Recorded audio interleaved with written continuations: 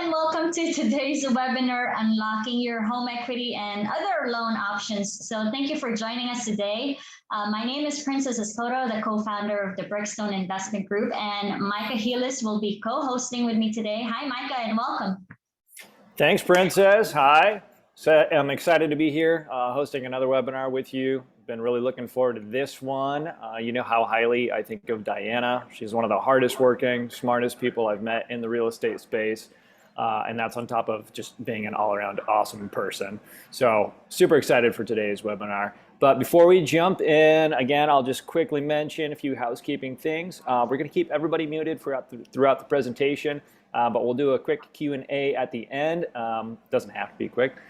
So go ahead and put any questions you have into the chat box. We'll try to get to those, or we can unmute you at the end. We're also going to be recording today's webinar, so if you have to duck out for anything or if you miss any info, no worries. We'll send that out later. All right. With that out of the way, I'd like to introduce our speaker for today, Diana Zepeda. Has passionately worked in the mortgage industry for the past 20 years. And although the majority of her business is in California, she has originated loans in Arizona, Georgia, Texas, Virginia, and still originate the loans in those states. Her underwriting experience and determination to help the community allows her to find ways to qualify lots of borrowers that have been denied financing elsewhere. And her experience includes processing, account representing for wholesale companies, Finance America, Countrywide, etc., assisting homeowners in submitting loan modifications, underwriting modification for Chase, underwriting new loans, Chase, Wells Fargo, and she's managed a mortgage broker shop. She's done it all. She is A team, A game. Diana, thanks so much for joining us. Thank you. There's a lot to look forward here. So why don't you take it away? I have one of the best co-hosts here. And also, I need to have you read that out loud every morning so I can feel great at the beginning of the day. Thank you so much. I'll do that for you. Well, thank you everybody for joining in. Like you said, it's going to be recorded. I'm going to make it kind of quick just because I know everybody's super busy. And also, if I go too much into the specifics of the guidelines, they change all the time. I've been doing loans, like you said, over 20 years. I started when I was 5, so I'm only 25 now. But I'm like a walking encyclopedia when it comes to mortgage and underwriting guidelines. But I did learn that they also change all the time, especially right now with COVID. A lot of the guidelines got stricter, and then they got looser, and then they got stricter. And honestly, if I tell you everything that I know, it might not be accurate tomorrow, even if it's accurate today. So I'm going to give you some basics. But the best thing that you can do when you are trying to obtain some of the equity from your home is to reach out to your favorite loan officer, and then they can tell you what the guidelines are at that time and what you qualify for at that time. So with that said, I'm going to start off with a little PowerPoint presentation just so you guys can kind of see what it is that I'm talking about. Bear with me, I'm not a PowerPoint or Zoom pro by any means. So no worries. Take tried this out a couple times. Let's see if it works. Get it pulled up here. It looks good to me. Yeah. It looks good to you? Yay, yeah. Success. Okay, so one of the biggest questions, how much cash can I take out of my property? People ask me this all the time, and I always tell them, well, it depends. It depends on your credit score. It depends on if it's your primary residence. It depends on if there's 1 unit, 2 units, 3 units, 4 units. If there's more than 4 units, then it's considered a commercial property, so it's a whole different ball game. There's also people that have vacation homes that are also known as second homes, and then investment properties. So I made a little grid to make it a little easier for you guys to see what it is that I'm talking about. You can take the most money out of your primary residence. And when I say most money, I mean the maximum percentage of the value of your home. So for a primary residence, if it's 1 unit, you can actually take out up to 80% of the value. What that means is if your home is worth $100,000, you essentially can use $80,000 of the value of your home, but that has to go to pay off whatever you owe, and then anything left over you can take out. And I'll give you guys some examples later. Now, if it's your primary residence and it's more than 1 unit, so it's anywhere between 2 to 4 units, on a regular conventional loan, you can only take out 75%. But a lot of people don't know that if you do an FHA loan, you can actually go as high as 80%. So we would have to do the math in both scenarios and discuss the pros and cons of an FHA and a conventional loan for each specific person to determine which one would be most beneficial. And for both of these options, you only need to have a 620 credit score. That doesn't mean that if you have a 620 credit score, you're automatically going to qualify. There's a lot of things that we have to take into consideration, such as your income, your assets, your credit history. Obviously, the better your credit score, the better the interest rate you're going to get. But we can go as low as 620 in order to take up to 80% cash out on your primary residence. If it's a second or vacation home, we can go as high as 75%. So 75% of the value of what your home is at that time. Lenders are not appraisers. Your loan officer is not an appraiser. Your realtor is not an appraiser. You can come to us and we can give you an estimate of what we think that your home is going to be worth. But ultimately, an appraisal is going to be ordered and the appraisal is going to determine the actual value of your home. There are some instances right now where the appraisals are being waived. If there is enough data available on your home from previous appraisals that were completed and other comparables in the area, there are a lot of times where the appraisals can be waived. If they are waived, it's still your choice whether you want to continue waiving the appraisal or whether you still want to complete one. So you might think your home is worth more than whatever the lender is allowing you to obtain when you get the appraisal waived. So you might say, you know what, I still want to do an appraisal. I think I have a lot more value in the property. Now, when it comes to the appraisal, normally it doesn't get ordered until you've been pre-approved for the loan. Your lender can order that for you. Sometimes they charge you up front, sometimes they don't, but they're the ones that are going to determine the value of your home. It's also very important to keep in mind that an appraisal is not an exact science. It's technically an opinion of value. You can have 3 different appraisers go out to your property on the same day, and their value can be slightly different. Because what they're basically doing is they're taking other properties that have sold within a certain time period that are comparable to your property. They're going to look at the different characteristics of each property and they're going to pick the ones that are most similar to your home. And then they're going to make adjustments. So if your home has 2.5 bathrooms and another property has 3 bathrooms, that property would have a little more value than your property, et cetera, et cetera. So it's impossible to get the exact amount. Like I said, realtor that you work with or the loan officer that you work with can look up some properties that have sold and give you an estimate, but they're not going to know for sure. If you have an investment property, a lot of times people don't know that they can take money out of their investment property as well. And a lot of times people have had investment properties for a very, very long time. I recently did 2 loans for a client that had 4 plexes that had been paid off for a long time. And he mentioned to me, because I was helping him refinance his primary residence, that he had been wanting to invest and purchase other properties, but he didn't have any money. I said, what do you mean you don't have any money? You have 2 fourplexes that are both worth almost $1 million. You can take quite a bit of money out of each of these, and you can use that to invest in other properties. I have clients that are very familiar with that process. I have a client right now that I'm helping. He purchased, well, you guys are not going to believe this because this is in Arizona, but several years ago, the very first condo for $59,000. And then I think like a year later, we refinanced it, took a little bit of money out. He purchased the second one for $76,000. A year later, or I think 2 years later, we took some money out. He purchased 2 other condos. They were like 153. But little by little, he was able to obtain more real estate. Now he has 5 different properties. They're not paid off. He has loans on them, but they're great rates. He's, renovated them. They're all rented.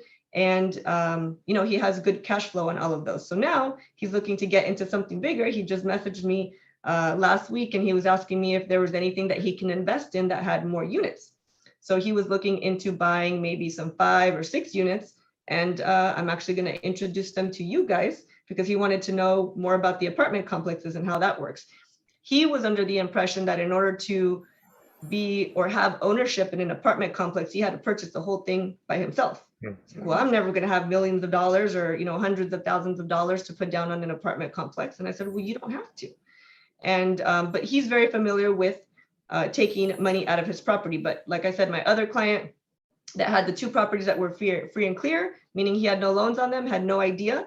And now we have about $500,000 that he's going to be able to use with very low interest rates to invest in other real estate that eventually, is going to increase in value. So I'll be putting him in touch with, putting him in touch with you guys as well.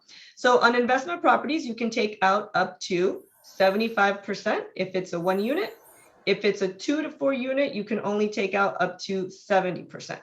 And the reason I say that the guidelines change all the time, you actually used to be able to take out 85% on FHA loans for a single family residence that was 1 unit, and now it's only 80.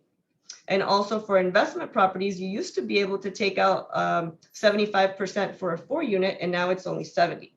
So that may go up again, but you want to make sure that your loan officer is actually looking at the guidelines, because what you don't want is for them just to assume. They put your application in, you order, you pay for the appraisal. Once it gets submitted to the underwriter, they find out that you can only do 70 instead of 75. And if we're talking about a bigger loan amount, that might be a deal breaker for you. So just make sure that they're checking, even if they say, oh, I know, just say, hey, can you please double check? I know things are changing a lot lately. We're saving the Q&A for the end, right? Yeah, I've got a quick question, if it's okay. Sure. Actually, a couple quick questions. Yes. You want me to go back on the slide?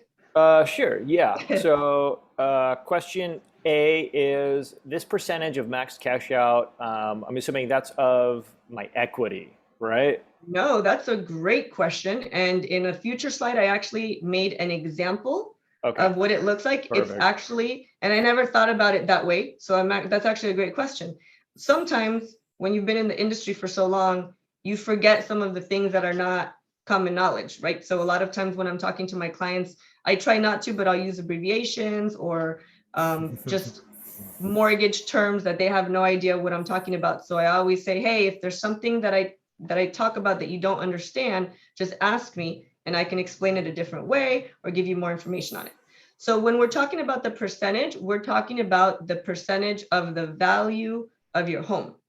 So if your home was worth $100,000, right? And we are doing a primary residence, 1 unit, we can use 80% of that. So 80% of $100,000 is 80,000. That's how much we have to work with. That 80,000 has to pay off whatever you owe. So if you don't owe anything, you can get the full 80,000 minus your closing costs. But let's say you had a loan that was 50,000. Then after you pay off the 50,000, there's only 30,000 left that you're going to get in cash out minus your closing costs. So it's the percentage of the value. You will often hear it called the loan to value, which is basically your loan amount divided by the value of your home. So if your loan amount is 80,000, the value of your home is 100. 80 divided by 100 is 80%. So your loan to value is 80%.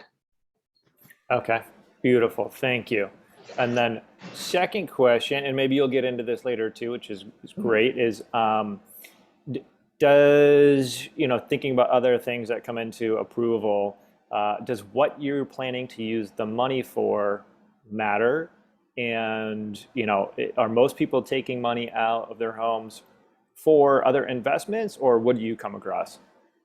Yes, also a great question. I'm actually going to fast forward because I can come back to some of these questions afterwards. So great. No, that's perfect. I'll let you continue then. Thank you. No, and then you can ask, because I actually had a slide for your question. So then we'll go back to the beginning and you can ask some more.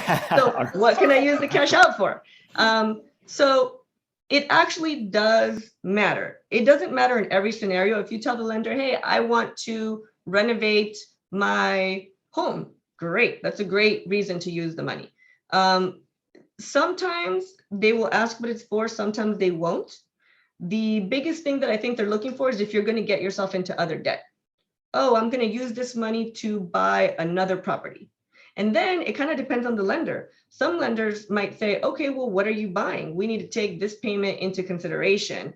And some lenders might say, well, we're not going to take that payment into consideration because you're not going to buy that until after we close the loan. So you don't actually have a payment that we can take into consideration. But some of them are a little bit more picky, or I don't want to say picky, more conservative, and rightfully so. If they're letting you borrow, $500,000, they can kind of ask whatever they want.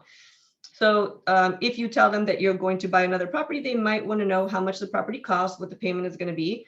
Or you might say, well, I'm going to open up a new business. I'm going to quit my job and open up a new business.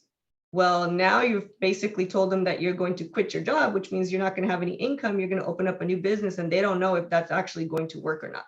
Okay. It's pretty rare for things like this to come up. You should be talking to your loan officer ahead of time. And so they'll give you all the info before the loan gets submitted. However, there are some loan officers that don't know all of the ins and outs when it comes to loan. They take applications, they submit them, and then somebody else kind of takes over. So that would be something that can potentially kill your deal. If you are already approved, right? And then maybe you're no longer talking to the loan officer, you're talking to the processor that works for the bank, and the processor says, hey, write me a letter what you're going to use this for. And you say, I'm going to quit my job and I'm going to start a new business. She works for the bank. She can no longer ignore that letter. And so now you've just told them you're going to quit your job. So yes, it can matter. But if you're just using it for things like an emergency fund, you want to pay off some debt, then you're okay. And I actually listed a couple of things. The number one thing I usually get is paying off debt. Normally, but honestly, right now, most people are coming to me because they want to invest. So I don't know if it's just become a known thing that's available, or maybe everybody wants to do it before the interest rates go up. So I was doing a ton of refinances before when the interest rates were insanely low. And right now, everybody thinks that the interest rates are high because they're not lower than 3%. I've been doing this over 20 years. I was doing loans at 10%. So when I tell them the rate now, I'm like, you're crazy. This is almost free money. But the truth is that most predictions do state that the interest rate is going to increase. So now most of the loans that I'm doing are cash out, and it's because they want to take the money out before it goes higher. So they don't even know. They don't even know if the rates are going to go up. They don't even know what they're going to invest in yet. They just know that they want to invest, whether it's in apartments, in a business, whatever it is they want to do. But because they think the rates might go up, and same thing with the values of the home. I would be lying if I said that I haven't heard from several sources that values might go down. But then most of the other sources say the values are not going to go down because everything that's happening now is not anywhere close to what it was when we had the last recession. It's not the same thing. The types of loans that we're offering are not the same thing. Back when the previous one occurred, there was a lot of mortgage reform. And one of the biggest rules that was implemented was that we have to verify people's ability to repay. There's an actual rule called ATR, ability to repay. We have to make sure that before we give you a loan, you're going to be able to make this payment. We weren't doing that with the loans before, right? Oh, you're cutting grass for a living and you're making $15,000 a month. That sounds right. We don't have to verify. Sure, we'll give you $1 million loan with no problem. So that's not happening anymore. We're making sure that people can make the payments. So I definitely don't foresee it being like before. But there's some people that are afraid that that might happen. And if that does happen, that means that your equity is going to be gone. Then you're not going to be able to take your money out, right? So I think there's a big movement right now of people wanting to take their money out while they can, while their values are high, and also while the interest rates are still low. And I'm not saying that the values are going to dip. They might stay exactly the same, or they might stabilize a little bit, and maybe they go down a little bit, but not a tremendous amount. And then eventually they'll go back up, right? But let's say they even did go down a little bit. For some people that are only going to take out, 20, 30, 40,000 from their house, if the value drops a little bit, that can make or break the deal. Because at that point, if they can only get 10,000, then it may not be worth it to pay the closing costs versus them getting 30 or 40,000. You know what I mean? And then if they do wait till the values go back up again, then the rate might be higher.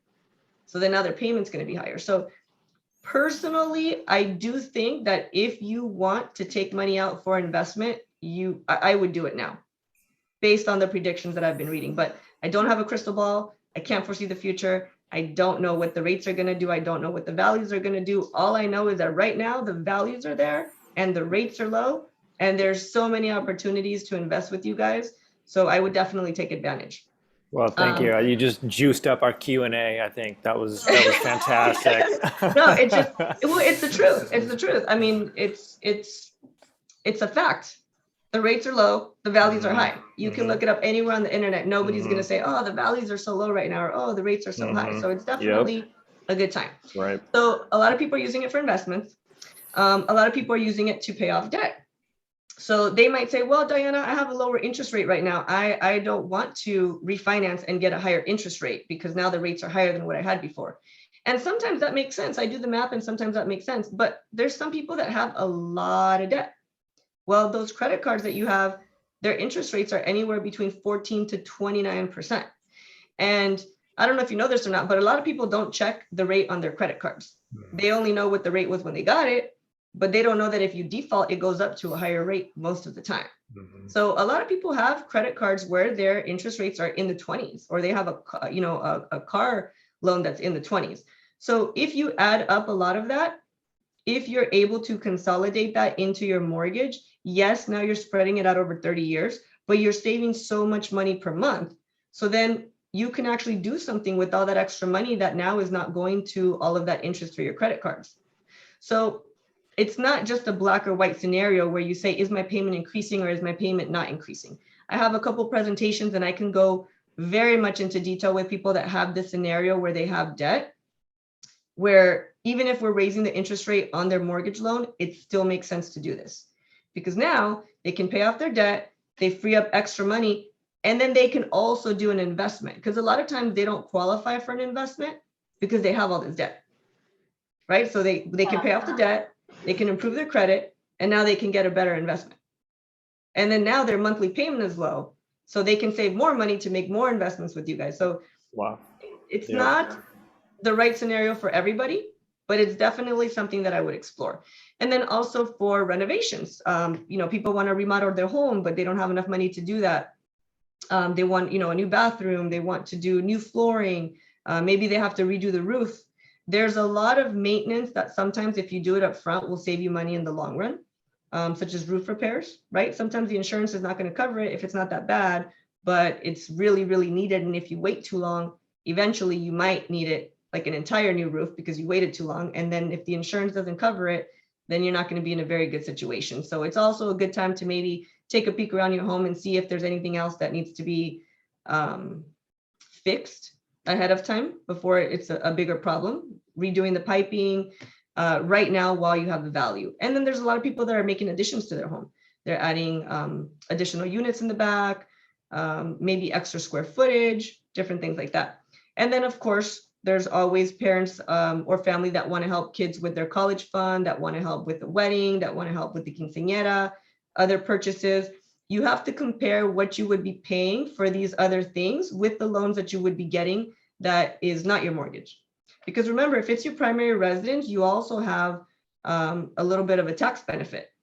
You don't have that if you're just doing a credit card loan or if you're just doing an installment loan, a personal loan.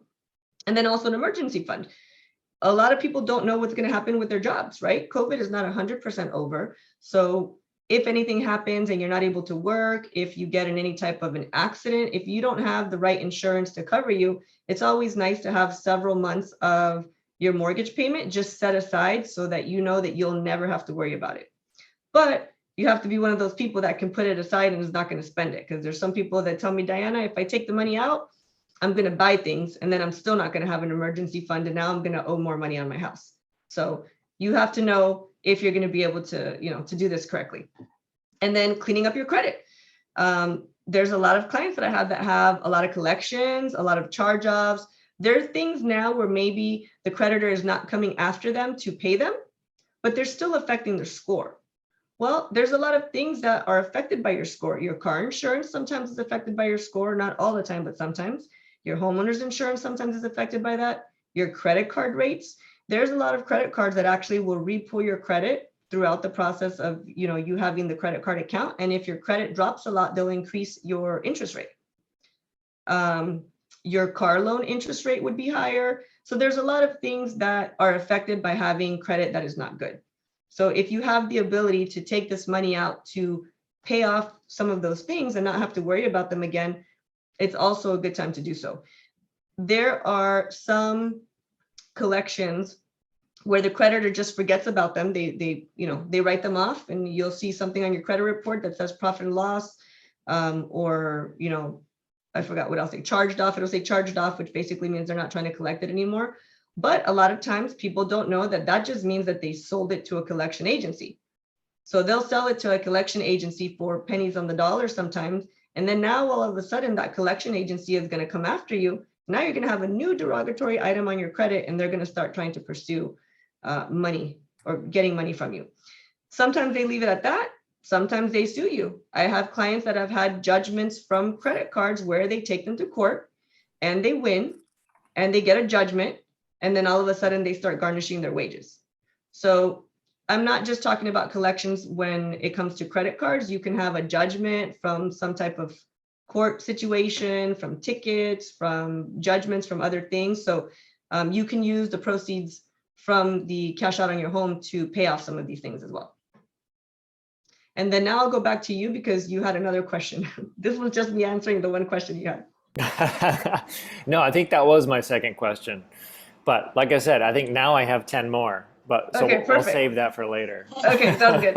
Okay, so one of the other more, the question before you proceed. So for most of the people that are, a little bit curious about the refinance and all this fun stuff, is there a payment to, where was my question real quick? Is there a cost to get started? No, that's a great question. I should have thought of that. No, it doesn't cost you anything to find out if you can do a refinance or if you can take cash out. There's no upfront fee. The only thing we have to do is we have to pull your credit because I have to know what your score is. I have to know what your debts are. I'm going to ask you for all the documentation I would ask on a regular loan if you were purchasing a home, because I want to actually see if you qualify. So we can do it two ways. You can say, hey, Diana, I just want to know what my payment and interest rate would be to give me a ballpark to see if I even want to explore this. So if you can tell me, okay, your credit score is about this, my home's about this, I owe about this much, and this is how much money I want, I can do a little quick estimate and tell you, okay, closing costs are about this much, and this is what your interest rate would be, and this is what your payment would be. But then if you decide it is something that you want to explore, then at that point, I would need a full application. I need to pull your credit. I'm going to need your income documentation. Same thing any other lender would ask you for. Pay stubs, W-2. Sometimes we need tax returns. Sometimes we don't. I'll give you a list of what we need. And then we do a full pre-qualification just as if you were buying a house. A refinance is a brand new loan on your home that will pay off anything that you owe on your home and then give you a new loan for a bigger amount. So if you do what's called the rate and term refinance, then you're just paying off what you owe and the closing costs. If you do a cash out refinance, you're paying off what you owe, the closing costs, and you're getting additional money out. So even if you had a first and second mortgage, this new loan would be big enough to pay all of that off, plus give you whatever money it is that you wanted. So then once I have all of the information, I put some scenarios together for you. And then we schedule a meeting and we go over it. This is how much money you can get. This is what your payment would be like. This is what your interest rate would be like. Here are the closing costs. And then it's going to be up to you to decide if it's going to be beneficial or not. Yeah. And we could do different scenarios. You don't have to take the full amount. So just because you can take 80% on your primary doesn't mean you have to. You can get 75, you can get 70, you can do anything in between. You can take 68% or a specific dollar amount. I have clients that say, Diana, I want $30,000 after I pay everything that I need to pay. So then I just do a reverse calculation and I let you know what your loan amount needs to be. But it doesn't cost you anything. My job is to give you all the information you need for you to decide if it makes sense. Now, if we're talking about investment, I'm going to give you the numbers on what it's going to look like to take that money out.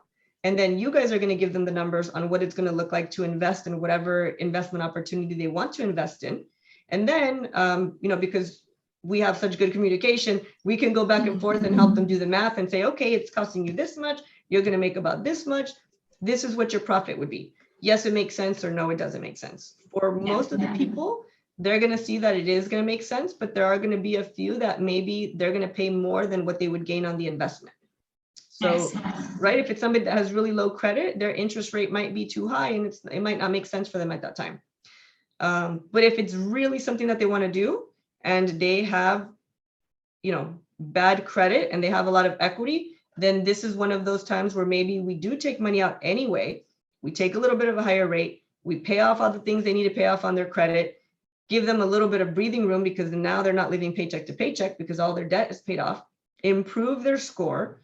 And then we can put a little action plan together. Okay, now you can refinance your car and get a lower rate on that. Now you can do this, now we can do another refi and lower your rate, or now you're free to do this investment that you wanted to do before.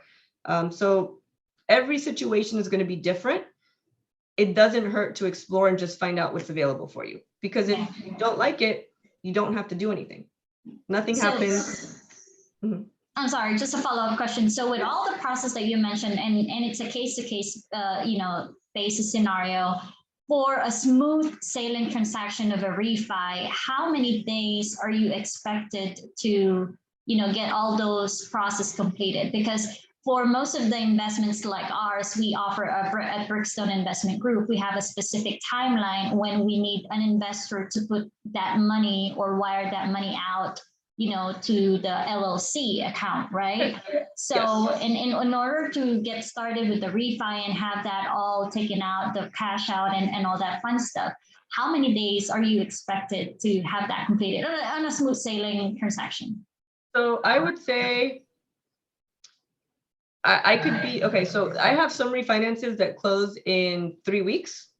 If it's a primary residence, there is a couple waiting periods that are involved with the primary residence. So for example, for a primary residence, after you sign your closing documents with the notary at the very end, after your loan is done, there is a 3-day waiting period before we can fund your loan. So there's sometimes things like that that add a little bit more time. So I would say that I wouldn't use anything less than 3 weeks. For investment properties, you don't have that waiting period, but I would still say 3 weeks. And honestly, if you can plan ahead, I would give yourself 45 days. Because if it's a property that needs an appraisal, let's say that you are in a location where the appraisers are really busy and he can't get out there for like 2 weeks. Or maybe the appraiser goes out there and there's something in your home that needs to be fixed before the lender will allow you to close. Or maybe your employer takes a really long time to get us the verification of employment that we need. So a refinance really shouldn't take more than 30 days, but I would say to give yourself 45 days. And it definitely can close a lot faster. I have some that I close, like I said, in 3 weeks or quicker, especially if there's one where we don't need an appraisal, right? If you don't need an appraisal, it's going to be very, very quick. We're going to need very basic information for somebody who is, let's say they have no other properties except for their primary. So they have one property, one job, it's W-2. There's just going to be a handful of things that I'm going to need. I don't even need to see their bank statements usually if they're taking money out. But if it's somebody that has multiple investment properties or they have multiple businesses, then we're going to need a little bit more documentation because we still have to document everything just as if it was a purchase loan. But I would say 30 to 45 days would be good time. I know that there's going to be lenders that are going to say, oh, I can get it done for you in this amount of time. Or yes, there's a lot of times where I can get it done quicker, but you have to understand that it's not all in the loan officer's control. There's a lot of different hands that are going to touch your loan. So you might have an escrow officer that's super behind. The appraiser may be super behind. The closing team may be super behind. There's so many different departments, and you don't want to count on everything going smoothly with every single person that's there. You might have a loan that gets underwritten and then your underwriter is, sick, or a couple people in the office get sick and they don't have anybody to cover for a couple of days. So I would just say to give yourself a little bit of extra time, but it can be done faster if needed. Yeah. Okay. And I think I have one last question. So when you mentioned about, they could talk to a loan officer, you can pull all those initial information out when they do a first consultation when they wanted to do a refi. Does that hurt their credit score when you do that initial conversation or initial pull out of information from them? I'm not sure I understand the question. So are you asking if I need to pull their credit with the initial conversation, or? Yeah, if you needed to pull out their credit score at initial conversation, does that hurt their credit score? Okay, I see. So first of all, usually the initial conversation, I'm just explaining what it is that, like the way the process works. I get a little bit of background on what it is that they're looking for. I explain the process, kind of what to expect. I'll send them the list of documents that I need, and then I'll either send them my website application or I'll take their information over the phone. Then I need to input the information in my system, and then I need to pull the credit.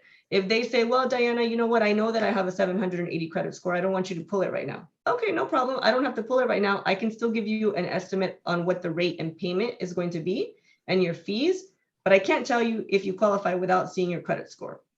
Sometimes I have clients that have excellent credit and they can send me the credit from maybe Experian, or one of those places. I can usually do a preliminary to see if it meets the guidelines. But here's one of the caveats to that. So conventional loans, if you asked me 3 years ago, hey, Diana, this is my score. This is, how much income I make. Several things that I need regarding the loan. I usually could tell you, yes, you qualify, or no, you don't. There is on conventional loans an automated underwriting system. It's called DU, or Desktop Underwriter, for Fannie Mae, or it's called LP, or Loan Prospector, for Freddie Mac. Both of those are automated underwriting systems for conventional loans. Every lender uses the same ones. We have our own originating software, but when we submit it through that site, it all goes to the same one, DU or LP. That's what's going to tell us yes or no whether or not you qualify. So 3 years ago, before COVID, as long as you met the guidelines, it would give me an approval no matter what. So I can go in the guideline book and I could look up everything and say, yes, this fits, you're going to qualify. But a few years ago, I think maybe it was a little bit after COVID, they started making updates to this system for layered risk. And by layered risk, I mean, maybe they're taking out the maximum amount of cash out possible, or their ratios are at the max, or they don't have any money left over at the bank, after, they pay for everything, or their credit score is just the minimum, or they've switched jobs a lot of times, any type of risk. So if you have several of these risks, even though they fit the criteria, even though they fit in the box, if you have a few of these together, it's still giving you a refer or a non-approval. So they've made quite a few updates since then. I would say more than 6. And each one, it got a little tighter, a little tighter, a little tighter, to the point now where there's quite a bit of conventional loans that are between 620 to 660 with the higher loan to values, or cash out, or investment property, that I'm not getting approvals on. I don't know exactly why. I just know that it's the layered risk. So I won't be able, no loan officer now will be able to tell you for sure if you have the layered risk, whether or not you're going to qualify. They can tell you if you meet the guidelines, but they're not going to know for sure until they submit it through that desktop underwriter or that loan prospector. And so if you're doing cash out, that already is a risky thing. Refinances, I feel like it's okay to kind of find out in the middle of the process, because if it doesn't work, then you just don't go through with the refinance, unless you have already committed to making an investment with you guys.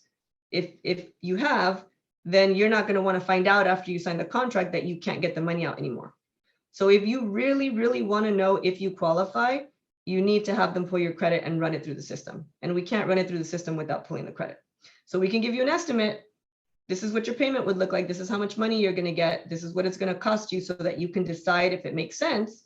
But in order to tell you if you qualify, we really need to run it through. Yeah. That's my personal opinion. I know there's a lot of loan officers that may not do that, and they'll give you the approval. Same thing with purchases. Mauricio has experienced this with myself, where I've done rescue loans for him in the past, where they get a pre-approval from somebody, they get into contract, and then they find out they don't qualify. And now we're rushing, at the very last minute, trying to figure out a way to make it work, because they never ran it through that system. That's a lot of information. Well, thanks so much. Yeah, sorry. Okay, so any other questions regarding that? Quick question. Sure. When you had mentioned like the 620 to 680, was that the loan amount they were taking out, or was that the credit score that you were referring see, to? this is me talking mortgage stuff that I just assume people know. So I'm talking about the credit score. So technically on conventional loans, you can go down to 620, but from 620 to 660, sometimes even 680, if you have that layered risk, there's a lot of them that are not getting approved anymore, even though they fit all of the guidelines. Yeah, so if you have excellent credit, it's a lot more likely that it's going to work. All right, so the most famous question, I think I get this a couple of times a day. What's my interest rate going to be? What are the rates today? There's not one single interest rate. If I showed you guys a rate sheet, you'd be like, oh my gosh, it's like a grid, and you start off with the rate, and then you have to make adjustments to it. So you make adjustments for your credit score. You make adjustments for the loan to value, which we talked about. Are you borrowing 70% or 75% or 80%? You make adjustments for the type of property. Is it a house? Is it a condo? Condos normally have a little bit of a higher rate. You make adjustments for the units. If it's a 2-unit, it's going to have a higher rate than a 1-unit. That's going to have a lower rate than if it was a 4-unit. 4 units going to have a higher rate than, you know, the lower units. Investment property or second home or owner occupied. Sometimes there's even a difference in rate if you're in different zip codes for different loan amounts. For example, most lenders, not all, but most, if you're below $100,000, there's an adjustment that increases your rate because they're not making any money if it's less than $100,000. So they increase the rate. There's a lot of different adjustments. So there's no way to know exactly what your interest rate is going to be without having a little bit more information, such as your credit score, value of the home, how much you owe, what you want your loan to be. And then the state is also different. So what state is the property located in? What type of property is it? If we have the basics, then I can tell you what the interest rate would be.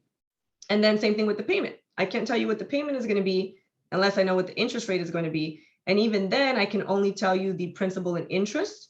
I need to know what your homeowner's insurance is. I need to know what your property taxes are going to be. And I need to know what your homeowner's association is for me to give you the full payment.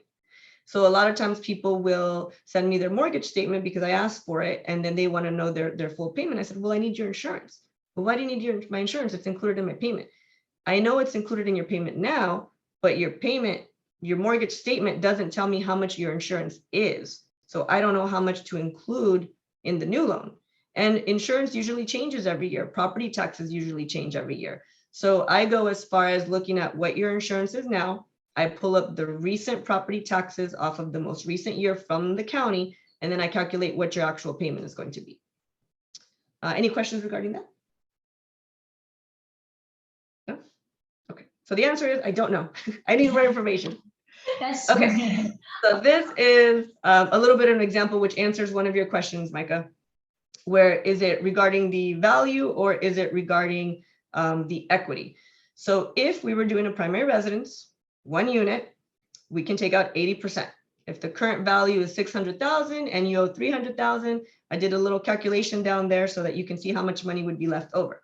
So 600,000 is the value times the max, which is 80%. That gives us 480 minus the loans that you owe. And the loans that you owe could be a first mortgage, it could be a first and second, it could be a first and second, all of the debt that you want to pay off, right? And the closing costs. So I forgot to subtract, we have to subtract the closing costs. Then whatever's left over, that's how much money you're going to get. So in this scenario, it would be 180. Let's just say 170 minus closing costs. And then we already talked about what you can use the cash out for. So here are a couple things that I've come across that I thought I would cover because a lot of times people think they cannot take any money out if they're in one of these scenarios. So what if my home is free and clear? Free and clear means that you don't owe any loans on it. You can still take money out. You're still financing a loan. We're just not paying anything off. So if you owe nothing on your property and you get a loan for $100,000, then after you pay off your closing costs, that's how much you're going to have left over. So you don't have to have a loan in order to do a refinance. Also, what if it's not in my name? You would be surprised, but I have a lot of clients where they bought a home, but it's in the mom's name, or, you know, mom gave them the home, but it's not in their name yet, or it's in the brother's name, or, you know, something like that. So if you're doing a rate and term refinance, meaning you are not taking any money out, you only have to be on title for 1 day. So Micah, if you wanted to give me your house, you can add me to the title and then I can refinance it today in my name only and take you off. But I can only pay off whatever you owe and the closing costs. Now, if I wanted to take cash out of the property, you have to be on title for 6 months. Because if they didn't require this, people wouldn't do sales. They would just transfer the title and nobody would pay taxes on it. So the whole purpose of that is to prevent somebody from just deeding over a property instead of selling it when they're making money on it. So it has to be rate and term. You're not making any money. You're just paying off what's owed, and then you can do it in 1 day. So a lot of people don't know this. And I have like a deed preparation company that can help add you to the title. And then, you know, the escrow company will remove the other person if you wanted to. Now, if you're just adding yourself and you're leaving the person on, then that's okay. So let's say, Micah, you're going to stay on the title. You add me, then we can do a cash out refinance immediately because you're staying on and you've been on there longer than 6 months. Does that make sense? Yeah, it does. I think let's add my name to your title though and give me the cash out. Let's Dang do it it, I was going to convince you to do that. that way. Okay, then inheritance. Within inheritance, you don't have to wait the 6 months. Everything has to be documented. So just make sure that you talk to your loan officer so they can explain the right process. But normally you don't have to wait the 6 months in order to take money out. There's also other times where you don't have to wait, like if you have to cash somebody out. So let's say you inherited a property with other siblings and you're going to cash them out, they'll let you do that ahead of time without waiting. Or let's say there's a divorce situation and they haven't had the property that long, they need to take somebody out or they need to cash somebody out, then they still don't have to wait. You can have, like I mentioned before, more than one loan. So if you have a first mortgage, a second mortgage, maybe you have a pool loan, all of those will need to be paid, but you can still do the refinance and take money out based on how much equity is left over after all of that is paid. And then I have a lot of people that say, well, what if I already have a low rate? I mentioned this before. Sometimes it still makes sense to do a refi. Sometimes it doesn't. If it doesn't make sense, then you'll want to explore the home equity options. You can leave your first mortgage as is, and you can take a second mortgage on your property.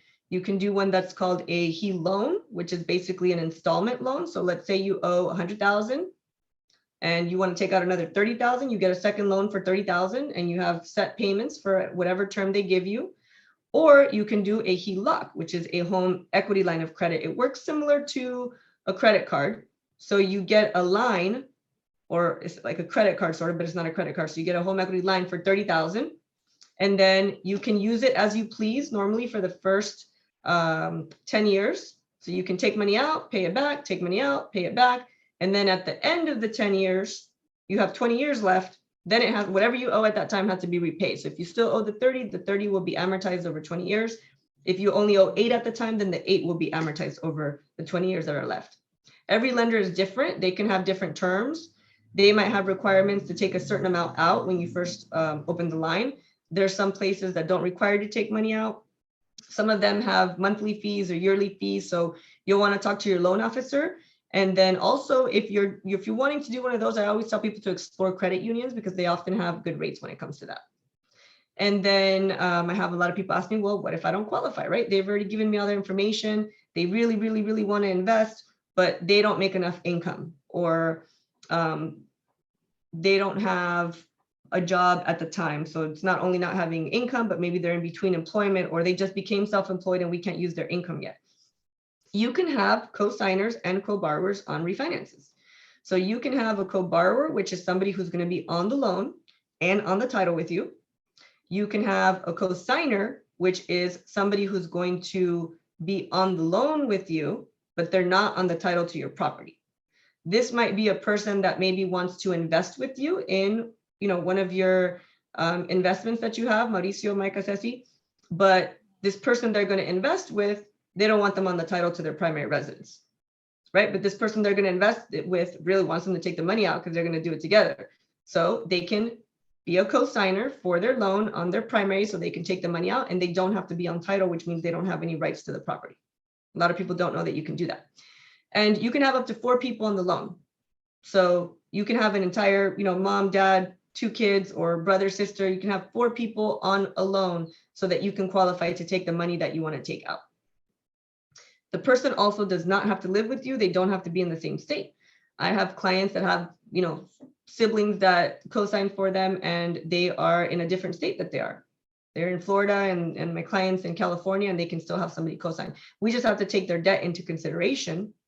And you also don't have to own a property to be a co-signer. So not only can they live somewhere else, they can be living somewhere else with their mom and dad and still help you co-sign to get more money on your house so that you can, invest in this incredible opportunity that they're going to tell you about. Do you guys have any questions about that? No, that's perfect. A lot of hacks that I've got out there. Yes, there's a lot. And there's also a lot of times where people qualify and don't think they qualify. This is actually something I should have actually covered this now, but I didn't make a slide for that. We've had other presentations where I'm talking about just a regular loan to purchase a home. And we cover a lot of reasons that people think they don't qualify and they still qualify. Like maybe they haven't been at their job for 2 years, or they're self-employed right now, their income isn't sufficient. Well, that's something that we can work on so that their future tax returns will be enough to be able to invest in the future. Maybe they haven't had their social security number for 2 years, or what are some other reasons? I'm trying to think of other reasons now. When we do another presentation, we can talk about that. But the point is, if you think that you don't qualify, it doesn't hurt to check because it doesn't cost you anything. Oh, low credit. A lot of the times they think because they have low credit. Well, you can fix your credit. So sometimes I can tell them what to do. Sometimes I refer them to a credit repair place. Sometimes, honestly, it's going to cost too much money and they don't have enough to pay what they would need to fix the credit. But at least now they know that that's not going to be an option. So they can look for other people that can help them invest or other ways that they can get money. I see. Does EDD counts also? Like if they received any money from EDD? Unemployment? Yeah. Believe it or not, sometimes it does. I swear I've done every type of loan. Wow. You can only use unemployment if it is for seasonal work. So if you just got it because you were not working, no. But I have clients that work in the fields and it's seasonal work, right? They're working for several months out of the year in one, and then there's a little unemployment. They're working another season, another one, and a little unemployment. I have to show that they've been getting the unemployment during the same time for 2 years. And then it's part of their career. So yes, we can use it in those instances, but not if it is just because they weren't working during the time in between jobs. And definitely not any COVID assistance or anything, because it's not permanent. In order to use income, we have to be able to assume that you're going to continue to receive it for at least 3 years. So with employment, unless we know that your company is shutting down, we're going to assume that you're going to continue to be employed. But if it is some type of seasonal work, then we may not want to use it. Or if it's unemployment, that means that it's going to end. Or let's say you're getting, there's parents that get Social Security for their children and they think that we can't use that. We can if they're going to get it at least 3 years. So if their child is under the age of, 15 or 14, so at the time that we close, the child is less than 15 years old, that means they still have 3 years. That means that we can still use it. Or sometimes they get Social Security under their name and the child is disabled, which means they're going to get it forever. We can also use that. We can use child support. We can use Social Security for themselves. We can use pension income. We can use alimony. The biggest thing with child support and alimony is we have to show that you've been getting it for 12 months. So just because it's court ordered, if you're not actually receiving it, then we can't count it. And also if you have a lot of assets. So sometimes we have clients that have assets that are in a retirement account. They can't take out the whole money to invest it, but what they can do is they can set up a distribution that I can use as income that would allow them to qualify to take money out of their home to be able to use it for your investments. That's cool. And that's actually what we're gonna cover for our next investing resource series with the Brickstone Investment Group. So that will be on April 20th. Okay. Yeah. Perfect teaser. Thank you. I will chime in.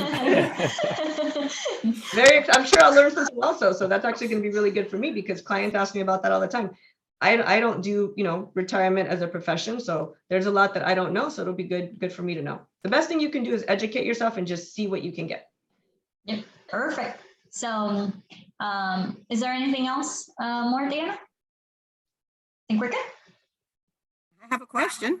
Oh, sure. Go ahead. And let's go jump into questions then. I actually had 2 questions because something Sure. about you said for the home equity line of credit, the one that's used sort of like a credit card. Is there a maximum amount that banks tend to allow you to do? Or is it like a 30 to 50,000 or a 30 to 80 or 30 to 100,000? Is there a So kind it of a depends. range? It depends on the bank, and also depends on your relationship with the bank. So there are sometimes where they're a little bit more flexible if you've been with them for a long time, if you have a lot of assets with them.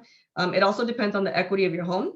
If you have a lot of equity in your home, then there's going to be more money that you can take out. And it also depends on your credit score. A lot of them do want you to have like a 700 credit score, 720. There are some that go lower, but that's one of those things that changes all the time. And also the percentage that they'll let you take out. I've seen it go as high as 95, and then I've had them drop it to 60%. Back into, 2000, whenever the values dropped the last time, there was a ton of people that had credit lines and they were immediately cut. The banks were basically just sending them letters, hey, your credit line is closed. Whatever you owe, now you gotta pay it back, but you cannot take any more money out. So that's an ever-changing That's a never changing guideline. You basically would just have to ask at the time that you are interested and then see what's available for you at the time.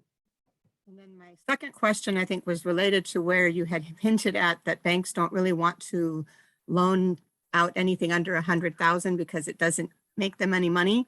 So like, No, if we it's not that they don't want to lend it out. I said it doesn't make them a lot of money, so they charge a higher interest to make it worth it, basically. So they don't not want to do those loans. They just have to adjust the rate because otherwise it doesn't even cover their costs.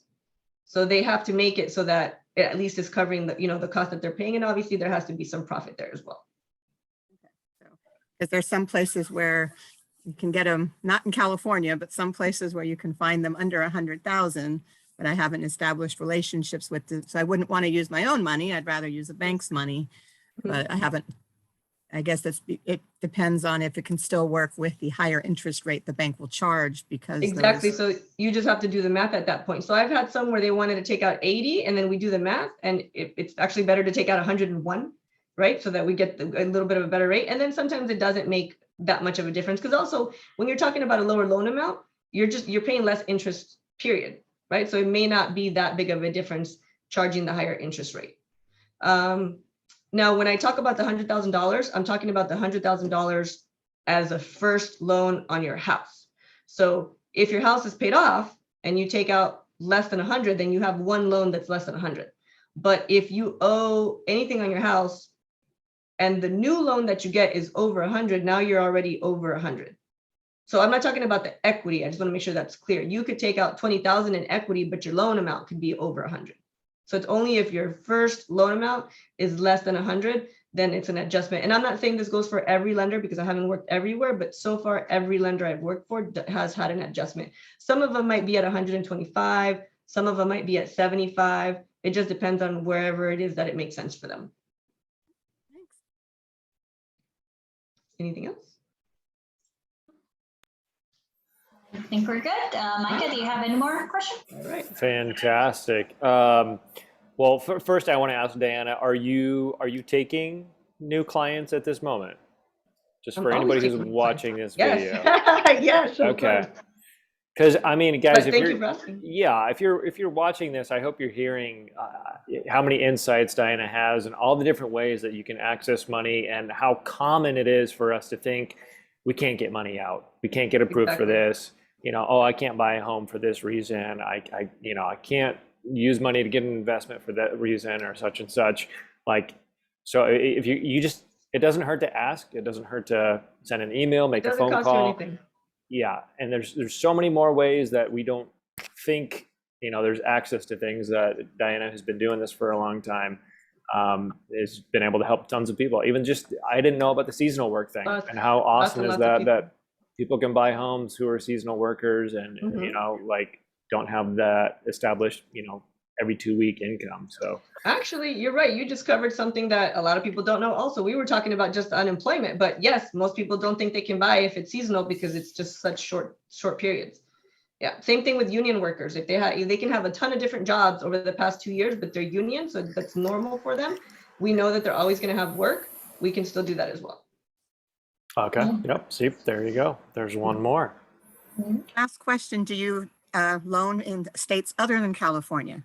I do. Yes. I'm licensed in quite a few states, but even if I'm not licensed, I have, colleagues that are licensed in all 50 states. So if I can't help you, we'll find somebody else who can. It's perfect. I don't know if you could see my screen. I just shared Diana's information. No, let me stop. I think I have to stop sharing. Okay, go ahead. There we go. Ooh, I like the pink. You're going to have to send that over to me so I can use that. Right? You love it. I love it. So that's Diana Cepeda's information. Feel free to give her a call or text her. Definitely, you might want to get in touch with her because she's the best. She has a lot of information. She's like just what she said. She's a walking encyclopedia. And it doesn't cost you anything. Even if we do the pre-approval and it makes total sense and you don't want to do it just because, I don't know, the sky was not blue enough today. Okay, it doesn't cost you. You don't have to do it. Nothing happens. Yeah. So I think that's it. So before we close the meeting, we wanted to invite everyone for our continuation of our series of webinar events. on how to tap into your resources. By the way, thanks so much, Diana, for your You're time welcome. and also Christina. So on April 20th, we will have Aaron Halderman of Directed IRA to discuss how to unlock your retirement plans, for example, your 401k, Roth, IRA, to be able to invest in real estate and also on cryptocurrency. So you might want to, yeah, you might want to go ahead and register for that one. Yes. And also we will send out invites in our Facebook group and emails. This is a free event, by the way, so please feel free to share it with your friends. And also we will be having our first in-person meeting or event on May 14th. So it's going to be in LA. We will have the tour. It's actually a limo tour to go to the investments properties that we have in LA. So if everybody or if anyone is interested, please feel free to get your tickets. And then you'll get to see the opportunities in multifamily investing and be able to meet and greet professionals in the business. So you can also check our events section in the Brickstone Investment Group for more details. So once again, we appreciate your time for making this a successful event. One last Have a quick good night, question. everybody. Oh, yes. Hi, Christina. Well, it's just because I came in late. Do we get access to a recording anywhere, or do we have to sign up for anything, or what will happen for that? Because I didn't mean to come on late. Sure. No, yeah, no, that's fine. So we should have your email address from the registration, and we will be sending out a link that has a recording of the full webinar. So you should, yeah, catch up on my 20 minutes that I missed. So I apologize. You're good. You're good. Thank you, Diana. Thank Karen, you. if you think of anything Princess, else, thank give you, me a call. Micah. It was wonderful. You're very welcome. Thank you. Thanks for joining us. Yeah. And Diana, again, thank you. Thanks, You're very Princess. welcome. Yeah. That pretty much All right. wraps us up. Thanks, Bye, everybody. everybody. Good Have a great night. night. Thank you.